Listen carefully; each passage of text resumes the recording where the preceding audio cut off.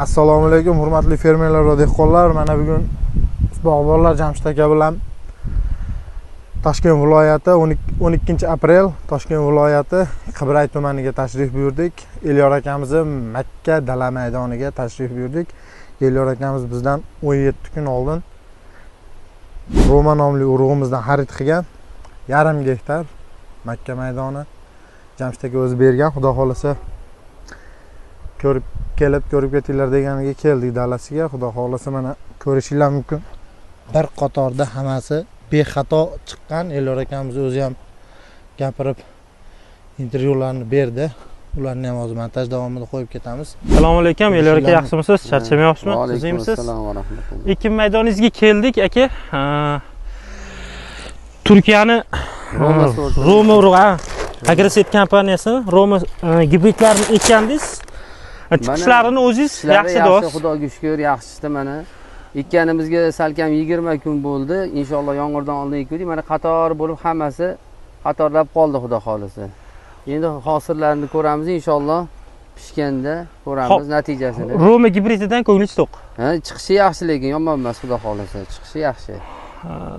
Endi pishganda hosillarni ko'ramiz xudo xolisa. Mana ko'rib tursa, yarim gektarga ekilgan. Maydoni yarim gektar. Orasi urug' bilan urug' orasi 20 santimetrga ekilgan. Roma sortimiz, Roma gibridimiz. Bu ham don yo'nalishida, ham silos yo'nalishida.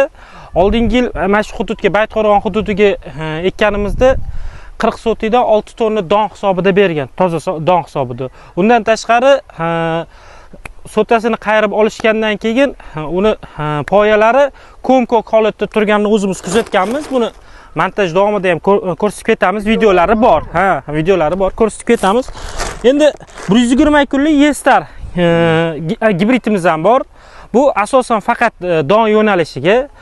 Undan tashqari silos yo'nalishida Hadil bor. Buni bo'ylari ham yaxshi o'sib rivojlanadi. 4 metrgacha o'sganini o'zimiz kuzatganmiz. Montajda videolarni qo'yib ko'rsatib ketamiz.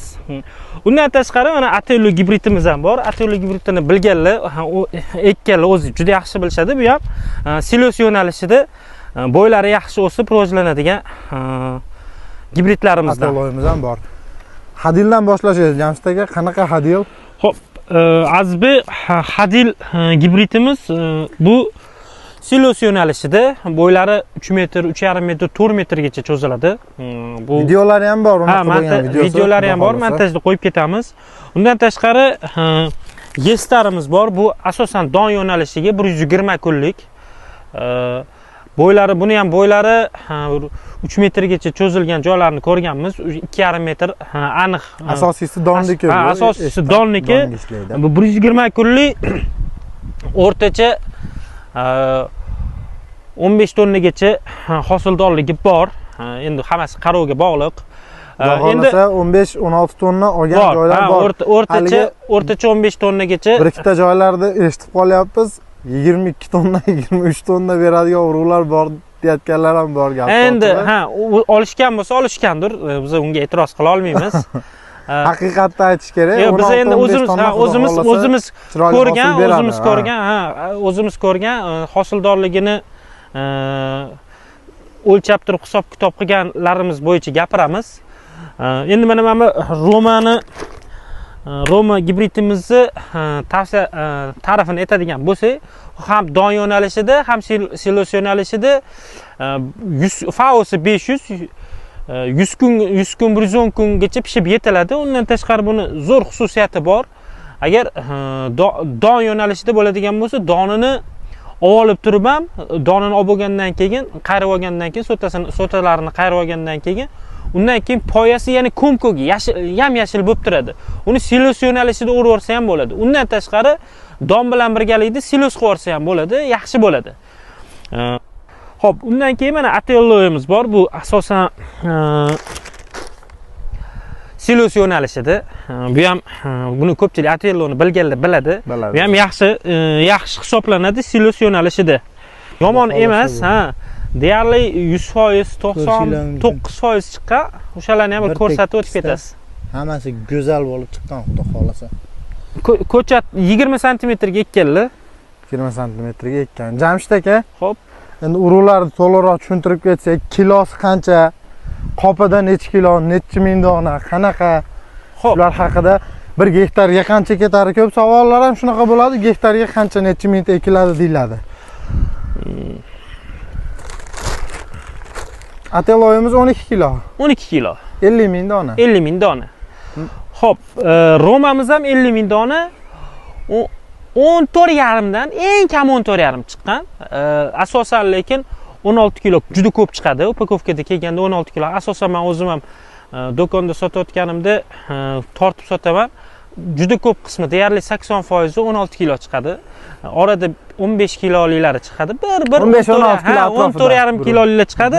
Asosan mana shu Agro-Yest'ni mana shu Hadil, Yestar, Roma gibridlari asosan 16 kilodan chiqadi. Ichida 50 ming donadan makka jo'xori urug'i bo'ladi.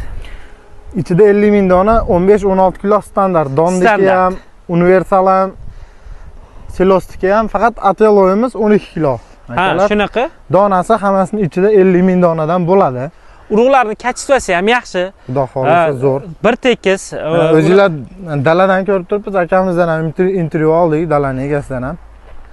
Xudo xolasa montaj davomida qo'yib ketamiz. Ha. Постоянно kelib yoritib turamiz. Nazorat o'zimiz agrosoprovождениесini nazorat qilib turamiz. Parkentga ham fermer tog'amizga Hadildan bugun berdik. 18 qop berdik, xudo xolasa. Uni ham vaqtimizga qarab, xudo xolasa ekilish jarayonida iloji boricha ishtirok etishga harakat qilamiz yokida ekib bo'lgandan keyin borib chiqqandan keyin 10 gektarga ekaman dedi. 10 gektardan oshiqroq joyga ekaman dedi. Xudo xolasa tog'amizni ham urug'larini olib ketayotgan video qilib qo'ydik. Tog'amiz ham dalasiga borib turamiz. Akamiz Elyor akamiz dalasiga xudo xolasa mana pastlarni kelib ko'rib turamiz. Men ko'rishinglar mumkin. Juda go'zal. Qo'shimcha ma'lumot sifatida aytib o'tib ketaman.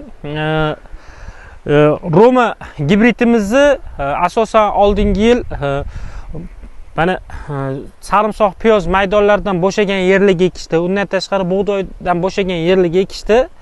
100 kunda juda chiroyli ekib yetishtirib olishdi. 100 kun, to'liq 100 kunda pishib yetildi. Shuni ham ma'lumot sifatida aytib o'tib ketaman. 2024-yilda asosan o'sha takroriy ekin sifatida ekib juda yaxshi natijalar olishdi. Endi takroriy ekinga bu yaxshi ko'rsatkich, 15 tonna o'rtacha don, undan tashqari silos yo'nalishida bo'lgandan keyin u yaxshi ko'rsatkich. Jamshid aka, mana makkalar xudo xolasa chiqibdi. Endi ko'pchilik qurt muammosi qiynaydi. Xudo xolasa akamizni dalasini xudo xolasa o'zimiz kelib постоянно ko'rsatib nazorat qilib turamiz. Makkani o'tini, kasaliga xudo xolasa hammasiga hurmatli dehqonlar o'zimiz tavsiyalarimizni berib boramiz. Sizlarga qo'ldan kelgancha yordam qilamiz. Xudo xolasa Jamshid akaning ham nomerini qoldirib ketamiz.